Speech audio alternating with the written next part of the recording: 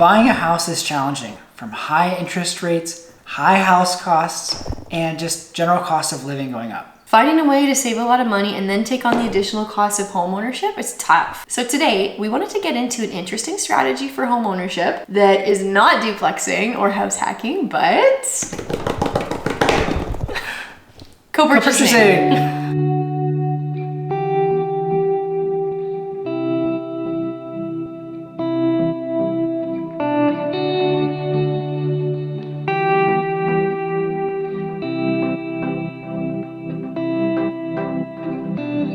We know it's intimidating to think about taking on a big financial commitment with another party.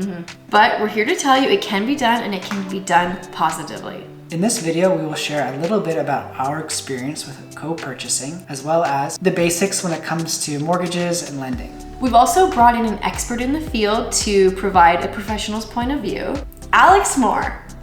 Hi, Alex. Alex is a mortgage agent and real estate strategist with past experience in every aspect of home buying, including as a realtor, property manager, and team builder.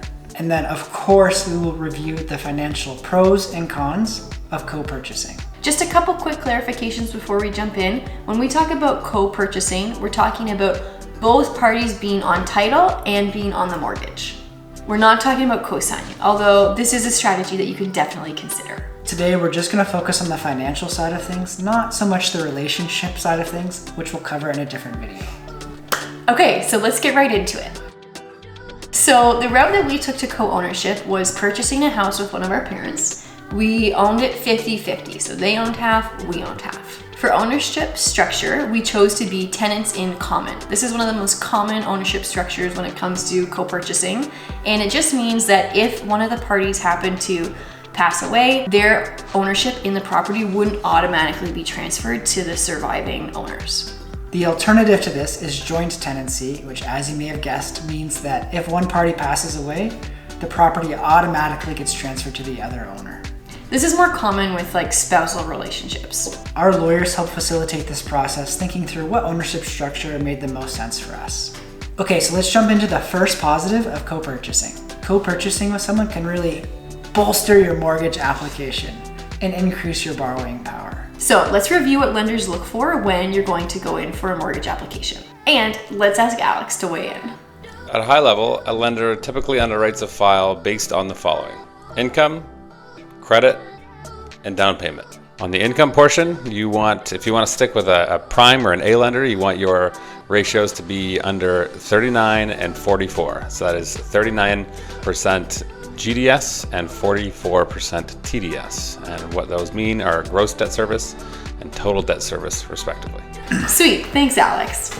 Okay, so to borrow from one of those prime A lenders Alex is talking about, the number that you want to hit is 39 for your GDS and 44 for TDS. So for the first one, GDS, you want to have your mortgage payments, your principal mortgage payments, your interest, your taxes, and your heat be less than 39% of your annual income. For TDS, it's the same thing, but it also includes your other debts and liabilities, and that must be less than 44% of your annual income. Of course, the lower percentage you have, the better, because it means you'll have more income available to service the debt or the mortgage that you might have. And when you're purchasing a house with multiple parties, you multiply that amount of income that you have to service the debt. Same debt, more income equals a lower percentage. Okay, now back to Alex with point number 2. With respect to credit, typically A lenders look at 650 to 680 plus being the lowest credit score on file. So hopefully, if you want to stay in that A bracket, you're going to have at least credit score 650 to 680. On the down payment front, you can actually put as little as 5% down, which is an insured deal, which is for any property that's less than $1 million purchase price, and the owner has to live in the property or an immediate family member live in the property rent-free. Then you can actually put less than 20% down, which is actually 5% up until 500,000, and then 10% for any amount above 500,000.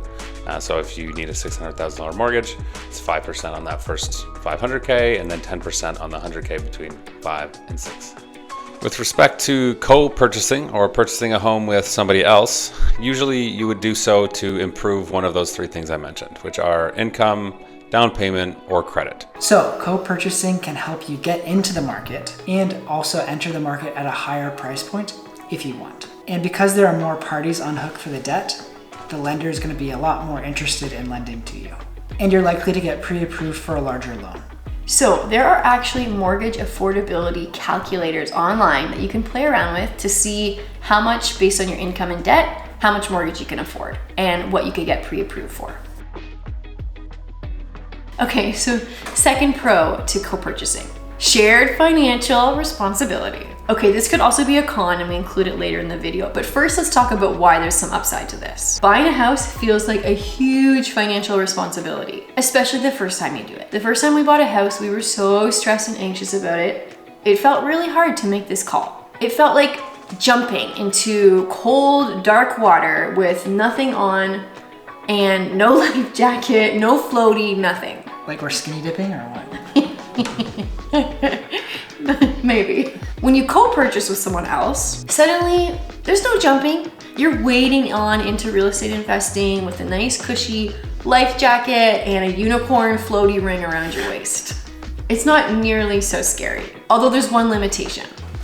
You shouldn't probably have more than 4 people on title in a given file. Can you have more than that? Yes, you can. Do the lenders love it? No. Does it increase your chances of getting that mortgage funded? Not necessarily.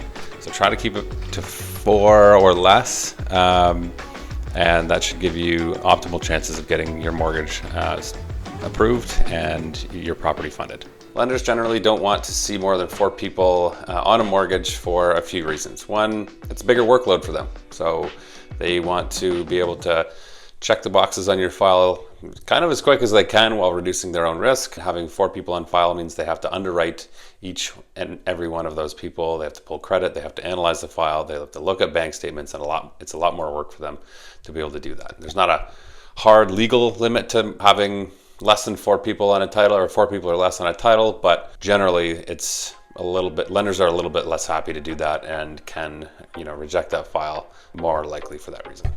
So yes, if you have a nice size co-ownership group, co-purchasing feels much more comfortable and more secure.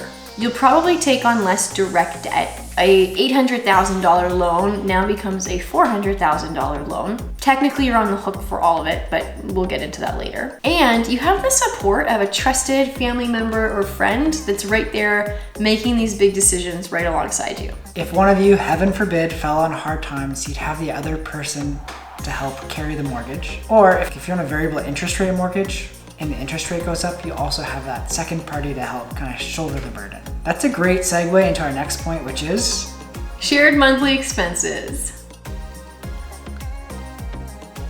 Okay, so whether it's rising interest rates or needing to get a new hot water heater or an unexpected repair, unfortunately, after you've bought a house, the expenses don't stop. There are a lot of additional costs besides just the down payment, of course. That's property taxes, insurance, interest, hot water heater rentals, upkeep and repairs, utilities, and all of these costs really can add up. When you co-own a house with someone else, you get to split those costs 50-50. Number 4, you have more purchasing options because your borrowing power is greater, and possibly your down payment too. There's a lot of pressure on house prices at the kind of the entry level point. You can now kind of go a step or two above that, buy a house that's maybe a little bit more expensive, but there's going to be a lot less demand and therefore challenges with purchasing that home. Less bidding on these higher cost houses, and in general just a little bit more chill. So with co-ownership, depending on the situation, suddenly the housing market potentially becomes a lot less frantic, a little bit larger, and hopefully a bit more accessible than it was before. Okay, now let's talk about the financial downsides because there are some. Okay, con number 1. If you are a first-time home buyer, there's the potential that you will receive fewer privileges as a first-time home buyer when you go to co-purchase. Why is that? Well, if your co-purchaser has already purchased a house or they own another house, you might lose some of those privileges. Okay, so let's look at some of those benefits specifically. One option when you're a first-time home buyer is to use some of your RRSP to put towards the down payment. Right now, the rule is that you could withdraw up to $35,000 from your RRSP. If your co-purchaser is not a first-time home buyer, they won't be able to withdraw savings from their RRSP to put towards the down payment. Just remember, any money you take out of your RRSP to buy your first home has to be repaid over 15 years. Another benefit of being a first-time home buyer is that there's a land transfer tax rebate. So land transfer tax when you buy a property can be around $10,000 to $15,000. If you're a first-time home buyer, you can get up to like $4,000 back. However, if you're co-purchasing with someone who's already, taken advantage of this rebate, then you may not get to claim the full refund. So just be aware of the real estate transactions and ownership that your co-purchaser has made in the past, because it might impact some of the financial aspects of co-purchasing.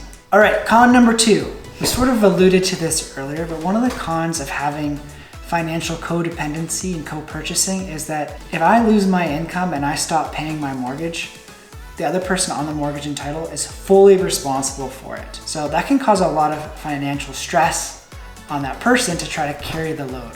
The bank views the debt on the mortgage as each party's individually. So let's just say the mortgage is $500,000. The bank views party A as being fully responsible for that $500,000 and party B as being fully responsible for that $500,000. Even if on paper you're each paying for $250,000, the bank doesn't see it that way. So we're talking about entangling finances. The good news is this is probably someone you trust deeply, and your concern is less likely around their ability to make their mortgage payments. Where we see the shared financial debt come into play even more is when you're thinking about future home ownership goals. For example, let's say you're purchasing a house with a friend or a family member in hopes of getting into the housing market sooner and building your personal wealth. Your plans are to own this house for a little while, but then maybe you grow your family down the road or your lifestyle changes and you decide that you want to buy a second home. Depending on your circumstances, buying another property could become quite challenging because when the bank looks at your debt load, they're going to see, oh wow, you already have a lot of debt. You maybe don't qualify for your second home. Okay, but what if you're gonna make that first house that you owned into a rental property, and you and your co-party, you can go both buy your own houses, maybe you've got families, whatever, and that first house that you bought becomes a rental. How does that affect your ability to qualify for a second mortgage? Well, let's ask Alex to weigh in here. Do other mortgages need to be disclosed on an application for a new mortgage?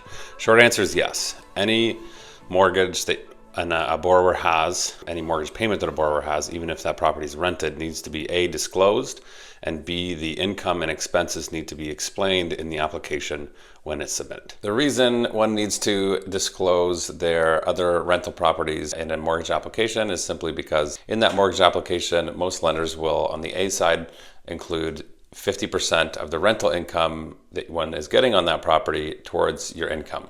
You can also use that same 50% to draw down your expenses. Say, for example, you're moving from a property that is rented for $2,000 a month. The lender will count that basically as $1,000 a month, and then you can either add that to your income and then also add the property expenses to your expense column, or you can have that $1,000 a month cover some more of your expenses. All right, con number 3. You have less flexibility when it comes to financial decision making and planning. For example, you suddenly have to navigate 2 different perspectives, but also 2 different financial situations. You'll have to decide how you make decisions around repairs and maintenance, choosing lenders and picking an interest rate and amortization period. All of these decisions become shared decisions where your perspective may differ from that of your partner's. Plus, selling or refinancing the property can get a little bit trickier than selling or refinancing a sole-owned property. Suddenly, you have to navigate things like, well, what if one half of the ownership group doesn't want to sell? Or what if you've decided that, okay, one of you will sell and the other one of you will retain that other 50%, but you can't find a buyer that you agree with to buy that new 50%. This would all be a lot simpler if you just owned it 100%. But there are definitely ways around this, and it all starts by having really clear expectations up front at the very beginning about the buying process, the owning process, and the selling process. Okay, and finally, con number 4, there is a little bit lower return on investment when you co-purchase with another party. When you sell, you will not get the full financial appreciation of the asset. You'll have to split that value. All that being said, it's a far cry from a true con having to split that return on the investment because you only paid for half in the first place. All right, well that's it. We hope this overview was helpful for you in starting to think about co-purchasing with another party. If there's anything that we missed that you've thought of, please add it in the comments below. We'd love to hear some of the other considerations, and other viewers might also like to hear what those considerations may be. If you like this content, don't forget to hit like or subscribe to our channel to get notified when we produce more videos like this. By the way, if you're curious about duplexing, owning with other parties, and getting into real estate through adding secondary suites, we've got the thing for you. We're currently building a digital course all about how to buy a house to duplex, and we'd love to share it with you when it's ready. So stay tuned for more on that. Thanks again. We'll be back in a couple of weeks.